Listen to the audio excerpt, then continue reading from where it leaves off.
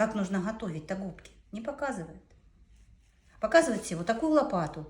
И что они ею что-то там мажут, не то, что наносят. А на самом-то деле губка, она готовится. Ее нужно разрезать, ее нужно подстричь, чтобы она имела очень удобную, обтекаемую форму, чтобы при нанесении она не оставляла хвостов от материала. И тогда краска ложится просто как шелк. Но почему этого не рассказать?